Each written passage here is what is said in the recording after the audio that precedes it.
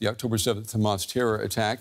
It triggered Israel's declaration of war against Hamas, and since then, more than 1 million Palestinians in Gaza have been forced from their homes. Tens of thousands have reportedly died.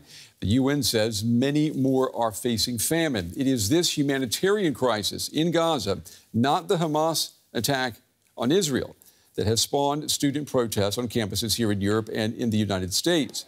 There were dramatic scenes at Columbia University in New York where students occupied and barricaded themselves in Hamilton Hall, demanding that the university divest itself from all Israeli businesses. And last week, protests erupted again in Los Angeles at UCLA. Police were called in to restore order. Polls show some public support for the students, but majorities in the U.S. do not approve of what these protests have morphed into. May 8th, 2024, an early morning operation at George Washington University. Police deploy pepper spray to clear pro-Palestinian demonstrators from the area. Today, little remains of the protest camp. The George Washington University has now scrubbed the signs of the former encampment. There's now a fence surrounding the former main protest site. It remains uncertain how the protest will develop beyond this week, as the school year has basically ended. In April, students here built a camp to protest the war in Gaza, one of more than 4 dozen at US universities. Nationally, almost 2,800 people have been arrested on charges including trespassing and assaulting police officers. The campus protests have triggered a national debate on how to protect free speech without enabling antisemitism or the harassment of Jewish students. Ari Patinkin is a Jewish student at George Washington University. He spoke to us from his home. Whenever I would walk by, people would stare at us and harass us. I was coming back from Shabbat. I was taking one of my friends home, which happened to be going through the encampment, and we were spat at and harassed. But student protest organizers say that the discussion around the safety of Jewish students distract from what they see as the main issue, the war in Gaza. We talked with Mahmoud Beydoun before the encampment was cleared. The conversation on anti-Semitism is a ploy to move us away from the current conversation. We have Jewish students here, we have non-Jewish students here, we have Muslim students here, we have non-Muslim students here. So the conversation crosses any religious line, any cultural line. It's a debate that remains unresolved. GW students here say they experienced the demonstration as mostly calm, but have heard of uncomfortable exceptions. But I really don't see any danger from it. I honestly think it's one of the most peaceful ones I've seen so far. In terms of violence, I have not personally witnessed any. I personally have not felt not safe, but I know that a lot of my friends have voiced that to me, that they don't feel really comfortable walking around this specific area. Before the encampment was cleared, police had said the protests were largely peaceful. But what they called a gradual escalation in volatility moved them to disperse the camp. Dana Fischer studies activist and protest movements. She says keeping people on message and maintaining discipline is more difficult the bigger a movement gets. That's one of the challenges when you call for people to join you in solidarity or join you in the streets or join you at an encampment, you get what you get. And then you work with it. And in terms of there being more extreme views or people with extreme views in the streets or in the encampments in this case, it's very common. You basically call for people to come out in solidarity and whoever comes, comes. The question moving forward is, who will stay?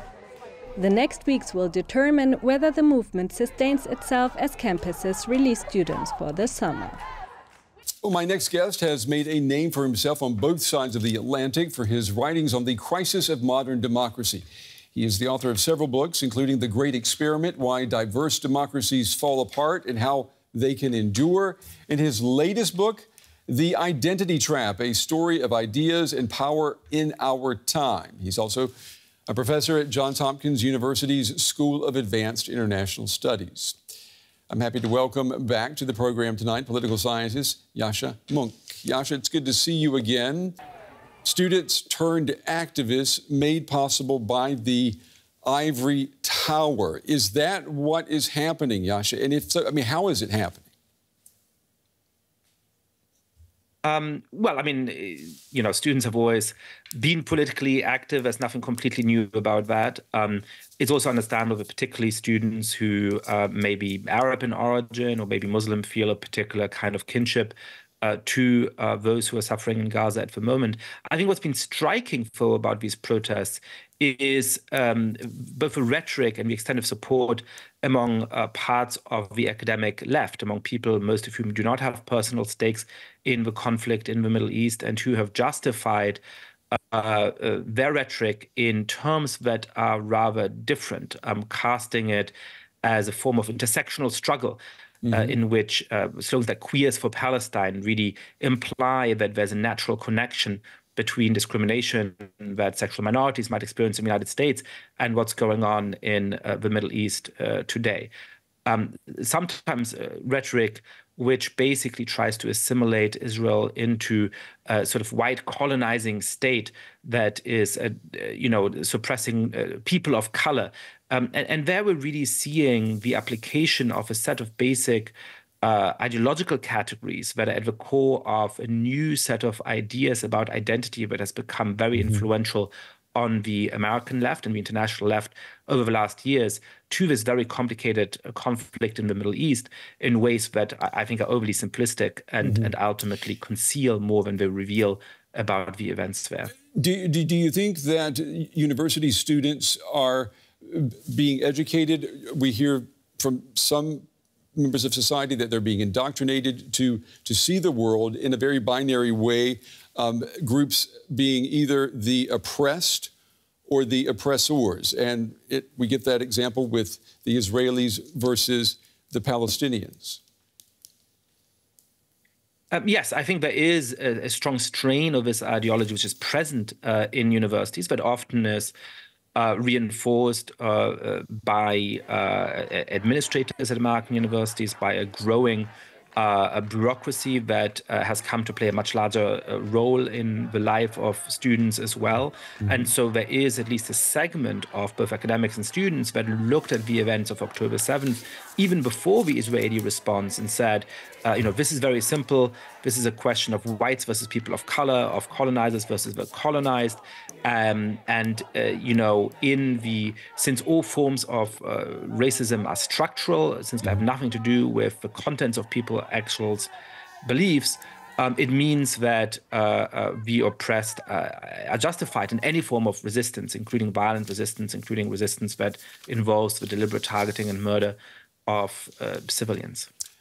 Yascha, you wrote an article that appeared in the Spectator magazine earlier this month entitled "How Universities Raised a Generation of Activists." And you write that universities should publicly commit themselves to upholding both free speech and public order, but it's probably too late for principle to save them from their current troubles. For now, they're condemned to look like hypocrites, whatever they do, because due to the failures of the past few years, they are.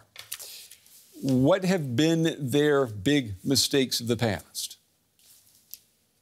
So look, in order to uphold free speech, you need to uphold two core principles. The first is that people need to be free to say what they want and wish, even if that is controversial, even if that involves some of the statements of pro-Palestinian protesters, like calling for a global intifada, that I personally find to be deeply upsetting.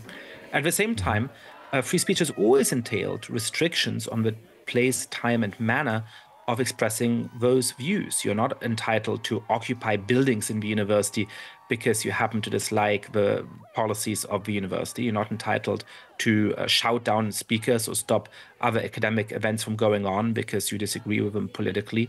That isn't part of free speech. That is giving you the right to restrict the free speech of others. Now, unfortunately, American universities have failed on both of those things for the last 10 or 20 years. They've started to censor all kinds of political speech when it was offensive to various minority groups. And they have tolerated things like tent encampments during Occupy Wall Street, or at Harvard, for example, that the university president's office was occupied for weeks on end over an issue involving labor at the university. And so I understand Jewish students who since October 7th said, why is it that every microaggression is met by a biased response team and sometimes by very severe sanctions against students, but we have to tolerate people calling for global intifada?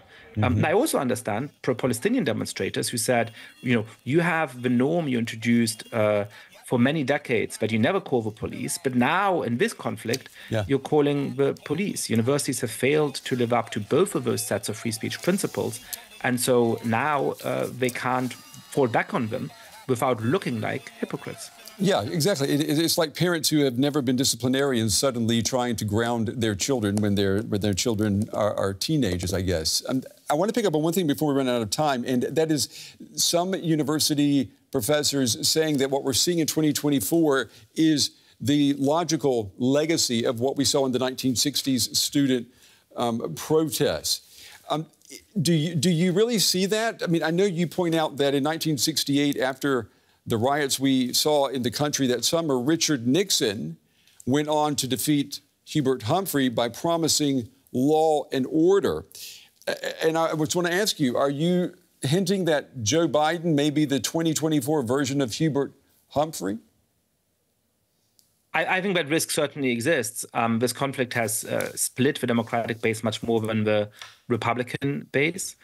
And of course, it makes it easier for Donald Trump to make the argument that the country is somehow out of control and that it takes somebody like him to restore order. And so I do worry that just as the protests in 1968 do appear, according to strong research in political science by people like Omar Wasso and others, to have helped Richard Nixon win the election that November, the same fate may befall the United States when Donald Trump is again up on the ballot in a few months.